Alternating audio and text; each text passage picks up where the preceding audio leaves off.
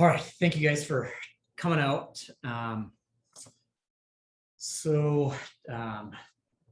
This is something that we as the board, Linda, Trish, all understand is a very sensitive topic. It's deeply personal.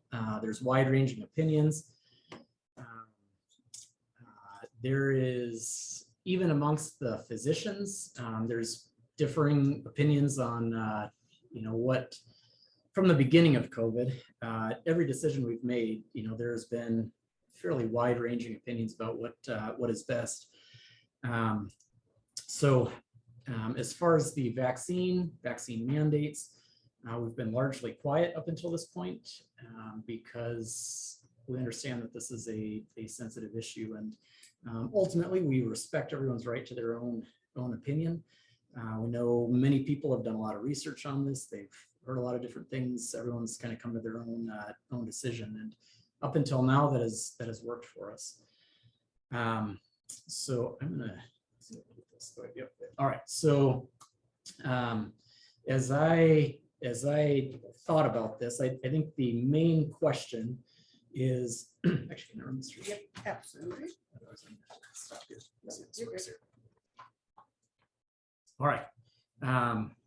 So the main question at this point that I think is, we all have to wrestle with is, do I get the vaccine or do I not? And to me, that's kind of like the top of the pyramid, so to speak. And we are bombarded on social media. I can't see what that one says. News, I think, government, friends, employers, family. Everyone's like bombarding us with opinions, trying to influence our opinion on whether or not we should get the vaccine. Just as the foundation or what I hope tonight is about, first of all is that we are doing this because we care about our team and we want the best for our team. So we're not trying to strong arm anyone into anything, but we want the best for everyone here. Second is we want to do what we can to help each of you make a informed decision that you're comfortable with.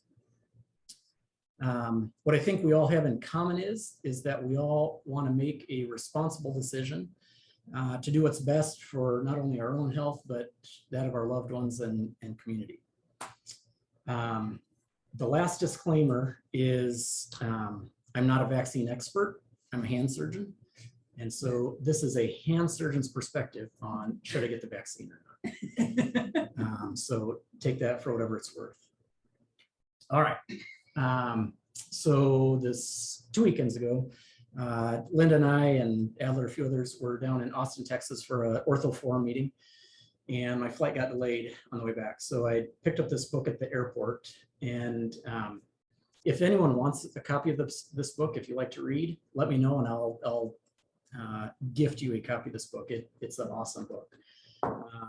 Adam Grant is an organizational psychologist, so he studies how organizations work and how they can work better. And this is a diagram from the book. So he describes these two cycles, the rethinking cycle and the overconfidence cycle. And this really resonated with me with regard to this vaccine discussion, because if there's anything that I feel like I have witnessed, whether it's discussions I have observed on social media or from a distance or discussions I've been a part of, we all are prone to the overconfidence cycle. Everybody has come to a conviction about what the right answer is, and then there's this confirmation desirability bias where we go out and find information that validates our conviction, and we say, see, here's what supports why I believe this, and then we become confident and maybe arrogant in our conclusion. And so the premise of this book is that perhaps we do better to take a more humble posture and say, you know what, I'm not sure what the right answer is. Let me see what information is out there, which leads to discovery, because we're more open to ideas that are maybe different from our starting point. And in general, when we have that mindset, what we find is, wow, there's a lot that I actually don't know. And there's a lot that nobody knows. And which leads to more humility and this cycle of discovery and rethinking things. So just this diagram alone to me was like, man, that's like this discussion in our culture right now to a T, this overconfidence cycle. The other thing that this book describes is 4 ways of thinking. So the first is thinking like a preacher, and I put up here salesman because his intent is not to say preachers are bad, but it's the type of thinking where we're convinced we're right and we're trying to persuade other people to our way of thinking. Kind of the evangelist, proselytize, like I'm gonna convince you why I'm right. The second mode of thinking that he describes is a politician, where they'll say whatever their audience wants to hear, right? Trying to win the approval of our audience. So it is less grounded in truth and more grounded in what's the popular opinion in this particular circle. The third is that of a prosecutor, where we're trying to prove someone else wrong. So it's poking holes in the other person's argument. Here's why you're wrong. And this author's opinion is that perhaps if we step back and think more like a scientist, where we are humble and curious and looking for reasons why we might be wrong, and start to view our opinions more as hypotheses that we're going to test. So it's a hypothesis that maybe will change our mind if presented with certain information. That maybe we can have more productive discussions about any topic: politics, racism, vaccines. So again, to me, I have seen a lot of preachers or salesmen trying to convince people why they're right. And I think you could make a case that the CDC, the government, has been a lot of that. I've also seen a lot of prosecutor trying to poke holes in the opposition's arguments. Unfortunately, I don't think we see a lot of kind of humble curiosity where it's like, here's what we know, here's what we don't know, here's what I think, but I'm not sure. So what I have been challenged with in reading this book is how do we approach this discussion thinking more like a scientist rather than coming in and saying, I'm certain of my position and there's no change. So anyways, as background. Another question that has come up in my mind as I have thought about and observed the discussion in our society with regard to do vaccines work? Do they hurt people? Are there microchips that they're implanting in us? How do we know that anything is true? And this is like a whole big philosophical discussion, but this diagram highlights that there are many ways that we evaluate whether anything is true. Vikings played this weekend. How do I know that the Vikings actually won, right? So I was talking to Christopher earlier, and he tells me that they won. Because it snowed. Because it snowed in the stadium.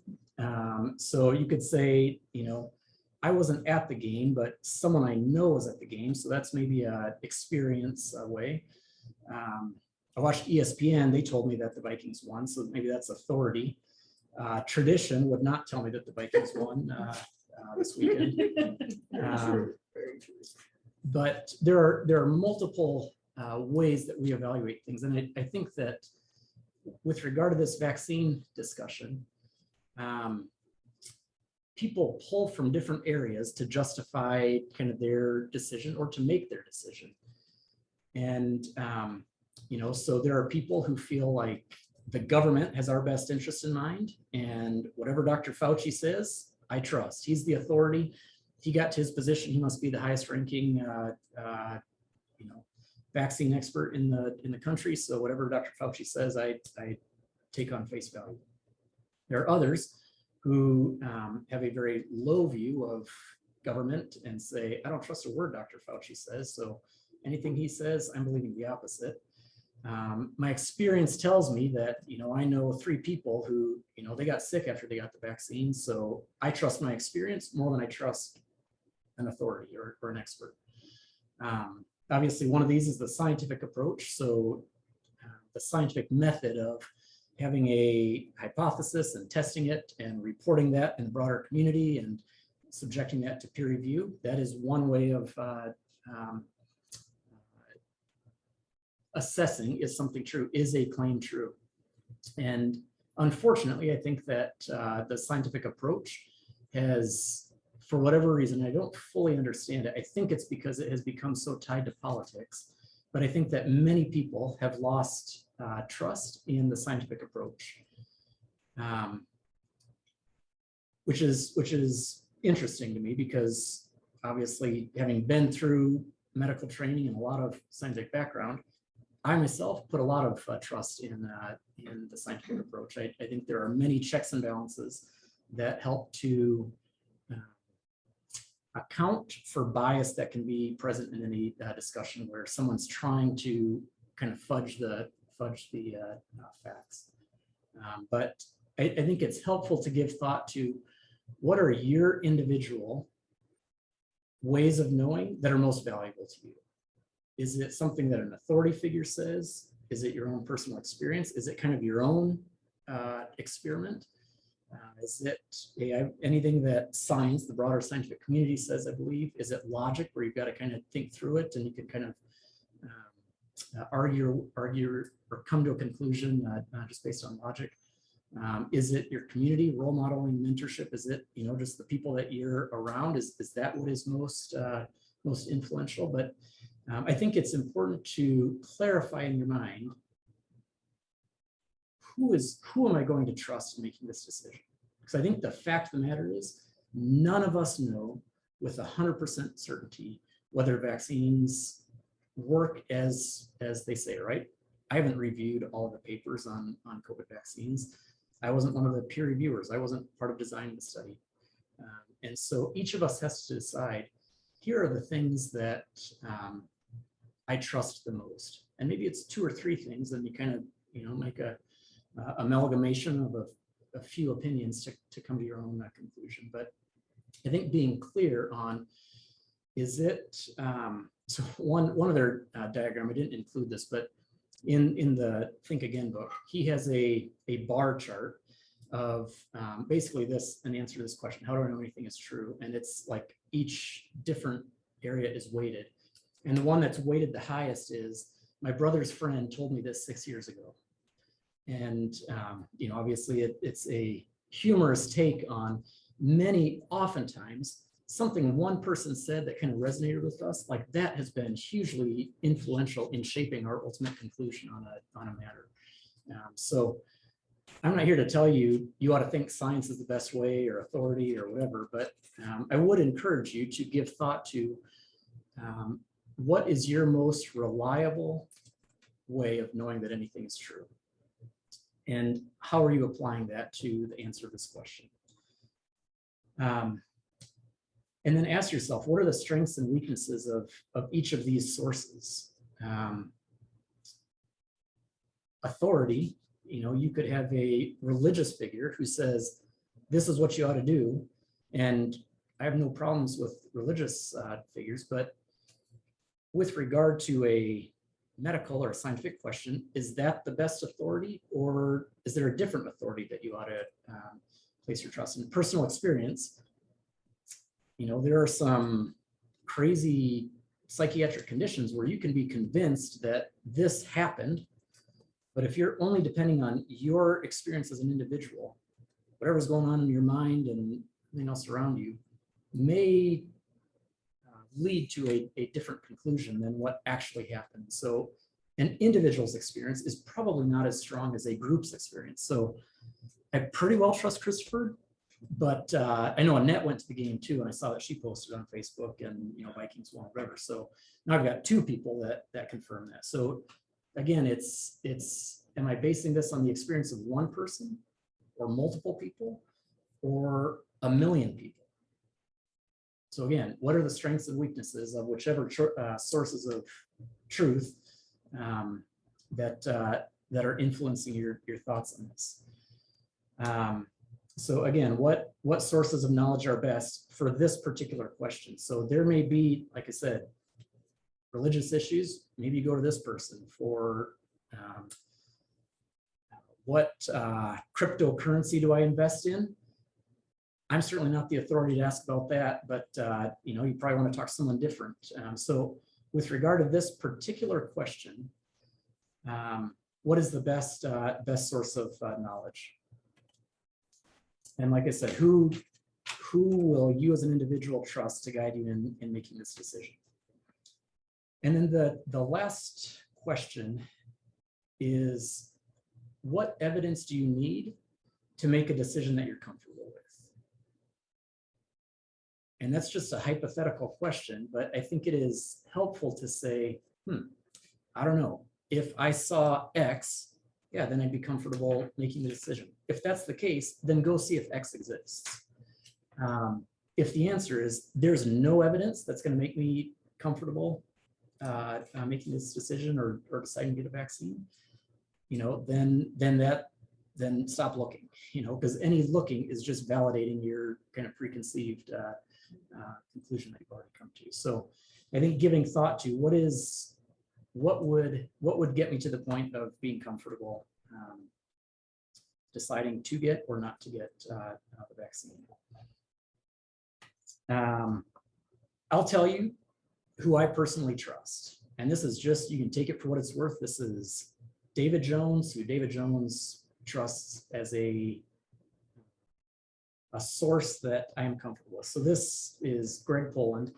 He was my virology vaccine professor in medical school. He heads up the Mayo Clinic vaccine research group. I checked today, he's got 700 studies that he's published on vaccines. He's been doing this for 25 or 30 years. He doesn't work for Pfizer or J&J or any other company. If there's anyone that knows anything about vaccines and how they work and whatever, I think Greg Poland does. And so back in December, when I was deciding, do I get the vaccine or do I not? Mayo had a couple kind of podcasts or different videos that he had done. And because I know him as a person, I know his ethics, I know his, his was a voice that I put a lot of trust in myself. So you can look him up if you want. He's got some videos online that you're welcome to check out if you want. But that was the conclusion that I came to, is I don't know enough about vaccines. I don't know how mRNA vaccines were produced or whatever. I don't know if they're going to mess up my kids' genetics, whatever. But I know him. And so his word to me was enough to convince me to ultimately get the vaccine. A few questions that I've gotten since I sent the email out. First is, will I lose my job if I don't get vaccinated? The short answer is we don't know. Really what kind of got the ball rolling on this was President Biden's announcement that he was mandating for businesses over 100 employees and healthcare facilities the requirement to mandate vaccines for their employees. So that was kind of what even brought this to the surface for us. The details of his mandate have not been released yet, so we don't know what implementation time. Governor Noem has said she's going to fight it legally. There is legal precedent where the government has mandated vaccines in the past. I'm not confident that there's going to be a successful legal fight to this, but there are far more unknowns as far as, are we going to be mandated? But this is not a legal battle that OI can take up against the federal government. So we depend on the federal government for Medicare and Medicaid dollars, and whether we like it or not, we're kind of at their mercy with regard to what they tell us. So as of today, will you lose your job if you don't get vaccinated? No. What that's going to look like in the future, we don't. Second question, I'm pregnant and not sure that now is a good time to get vaccinated.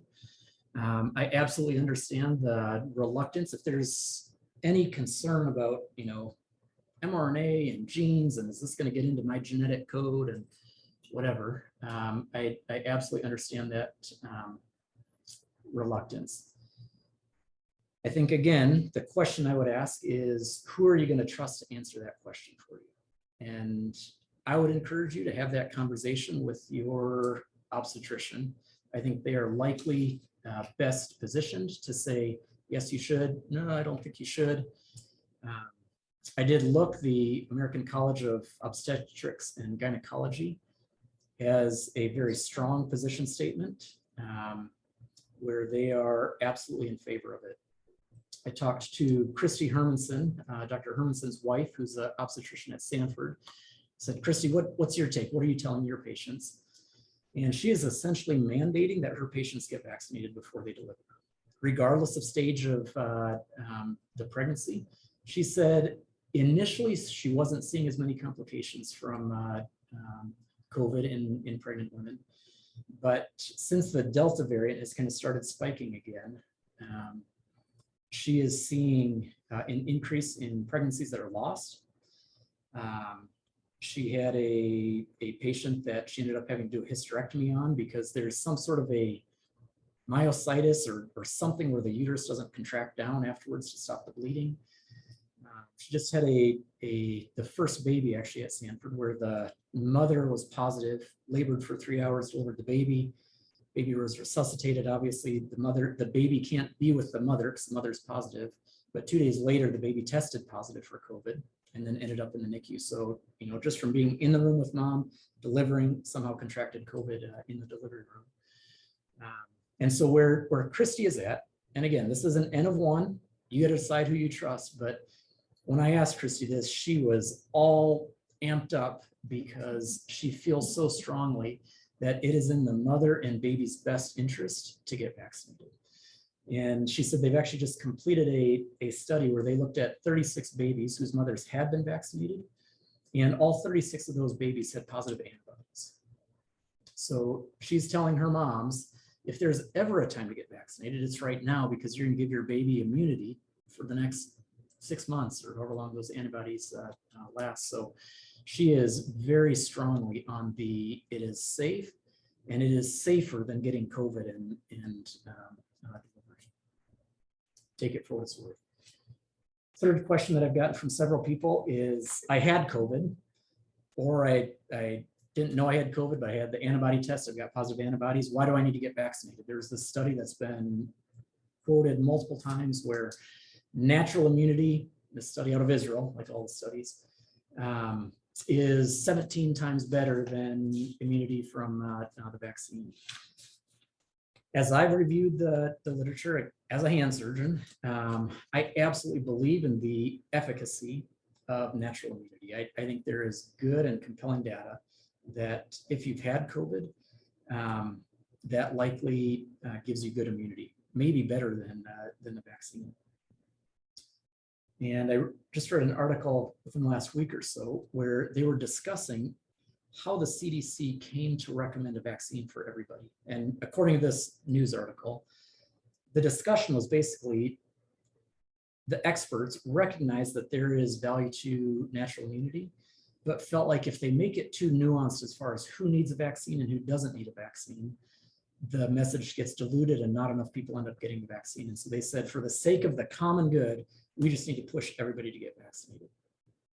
And so that's why we've got this just one size fits all, everybody's got to get vaccinated. If I ran the world and I designed the rules, I would say if you can demonstrate a positive COVID test or positive antibodies, that counts as your vaccine passport.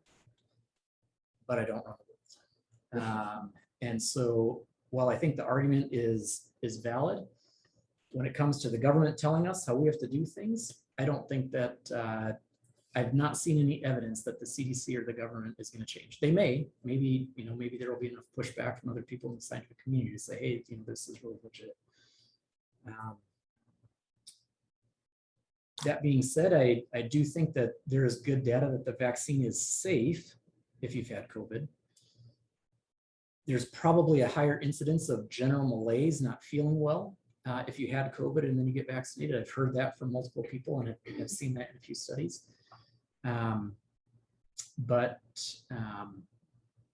Unfortunately, it's not an argument that I think the powers that be are going to recognize.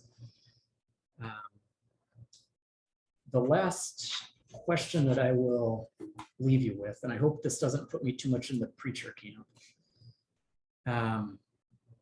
but I think for many of us, our personal experience and the experience of that we can kind of see with our eyes is probably what most of us trust the most. And the question that I would ask is, how many of you know someone who died of COVID or ended up in the hospital in the ICU? I think that most of us know someone, at least a second-degree person. So a coworker's family member or a in-laws family member or in-laws coworker, or basically we're just separated by 2 degrees from someone who died of COVID. So that gives me a little bit of a feel of, regardless of what the numbers are, as far as how many people, is it 1 million people have died of COVID or is it only 100,000? I don't know, but I know several people who have died of COVID.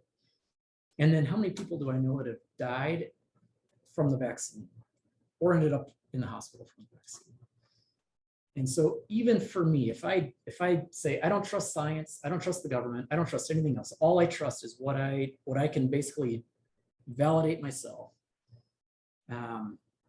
I myself am at the point where ultimately I did, but I was comfortable getting the vaccine. And this was back in December when there was a lot less data and experience than I think we have now 9 months later. So I'm gonna get off my pulpit, but that's where I'm at as an individual, not necessarily a lot. Questions?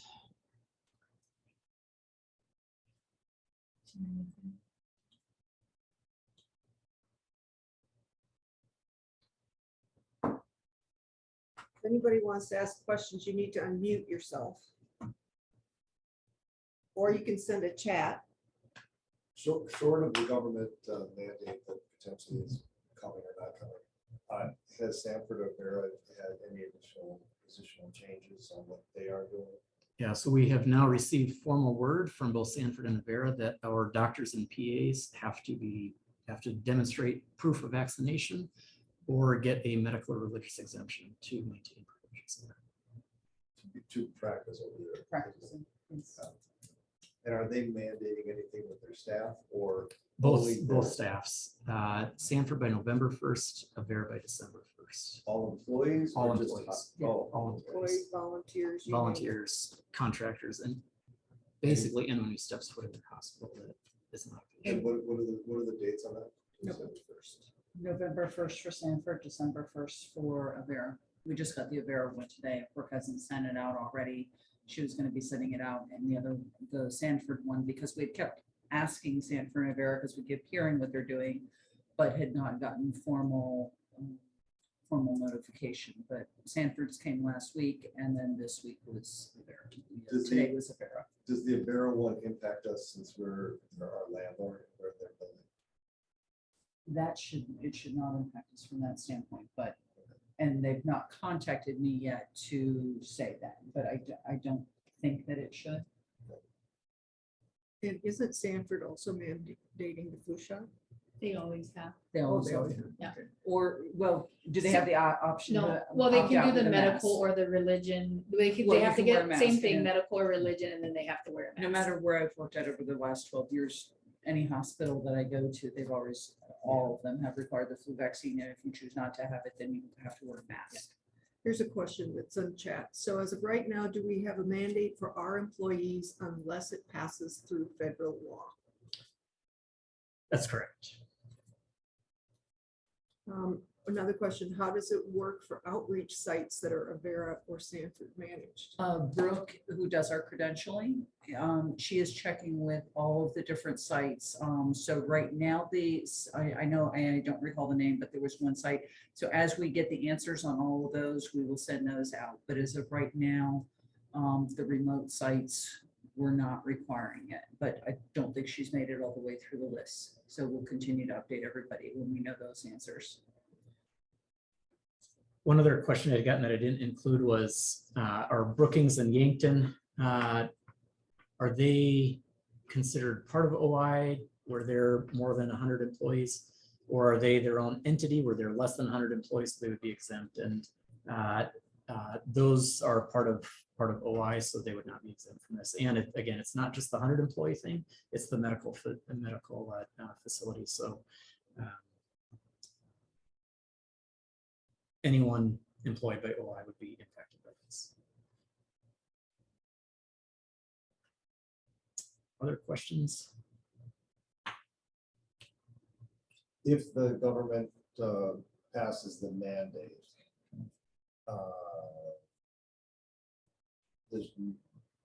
there's really no wiggle room. So if I chose not to be vaccinated, I'm really choosing my option, which is I can't work here. There's the testing also. I believe. And again, it's hard for us to speak We to. don't know. It's a hypothetical. We don't know, have- we don't know what the rules are yet. So Okay. until we know what the rules are, it's very hard to, to say. In the Sanford and Avera examples, I believe that you have to, if you're not choosing to do the vaccine, then you have to be tested weekly. I've heard rumors that would not be an option for healthcare facilities. Okay. That's what you're saying. That's That's just the, their policy over there at Sanford. They're saying, hey, if the government doesn't make a Today, mandate, it may, and that's- their policies may change too, because none of us have, I mean, Got the day that Biden announced it, I got hold of our attorney and asked, when can we expect to see, usually it goes to a federal registrar. When does it go into the, when do we get to put our hands on this to really know what this means? And she's guessing, purely guessing mid-October is when we potentially will start to see what the rules are. And anything other than that is 100% speculation.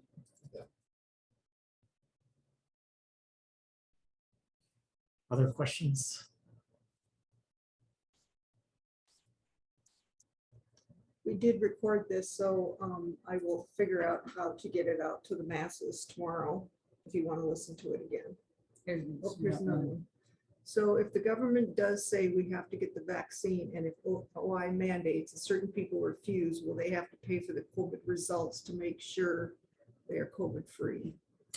Again, we don't even know the answer to that one yet. It depends on when the information comes out. It may say that an employer is not able to pass on the cost, and it may say that you are able to pass on the cost. So depending on what comes out, then we'll internally talk, through that to see what it is that we will, that we'll end up doing. So again, it's another one that we have to find out what the rules are before we can play by the rules. Here's another question. Will OI assist employees needing a vaccine if mandated like we do with the flu shot? We'll never be able to carry the COVID vaccine here because of the super freezer, so they'll have to go to their primary care. Or like Hy-V's giving. Hy-Vee. You can- pharmacy, you can yeah. get them Yeah, Lewis, Walgreens, CVS, Hy-Vee. I know somebody today, they went and got their third booster and they got a $10, they got the vaccine and they got a $10 gift card also for Hy-Vee. Yep, Carol lives on them. will OI consider exemptions if it is mandated? It all comes down to the details of It what the depends what government the tells rules us. are.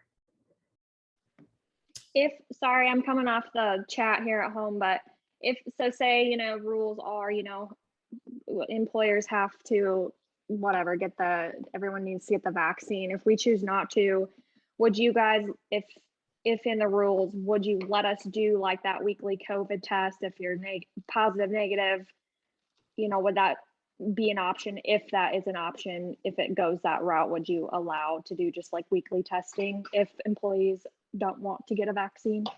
I think we'd certainly consider it. I mean, our goal Sure. we would like everybody to still be here and to stay, so. Right. We just will, it's something where we abide by the rules, so if that's part of the rules and they allow that, then I think that it will be considered. Sounds good.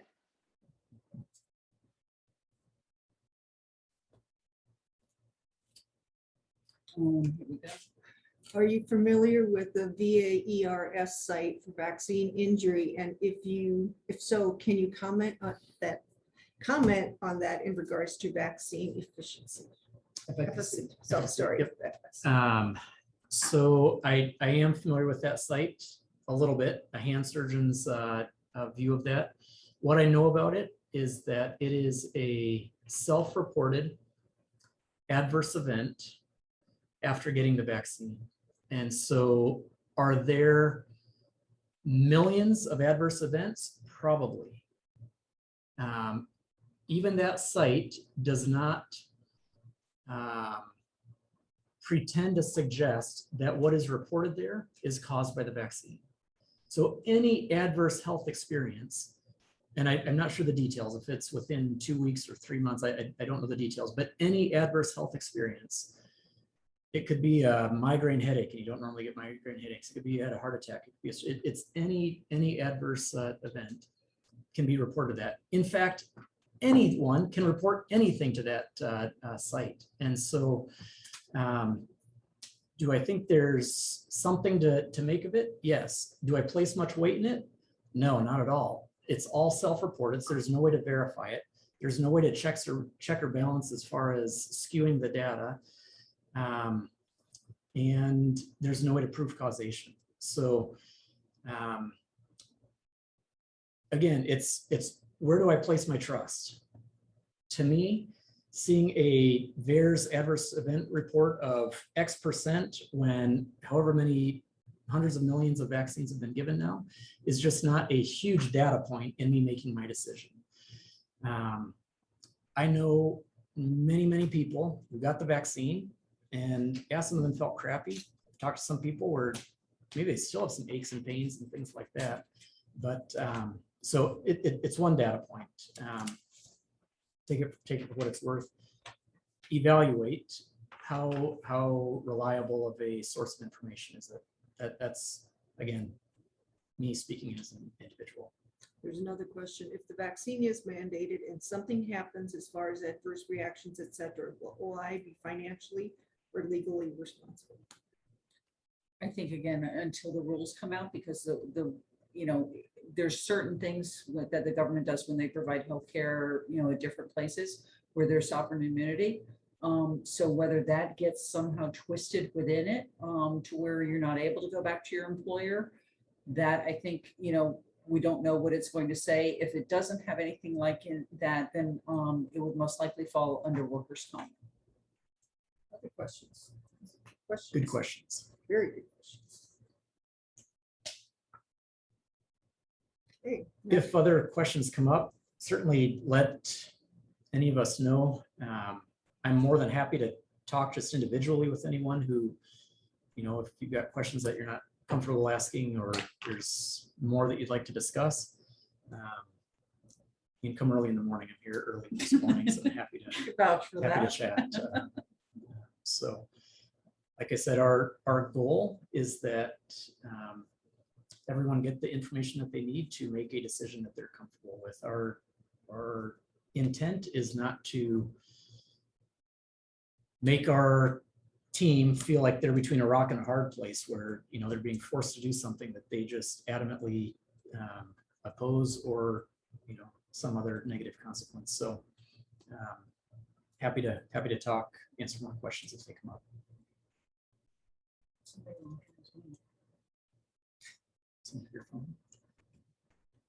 Any other questions? All right, I will get this recording saved and have it available tomorrow.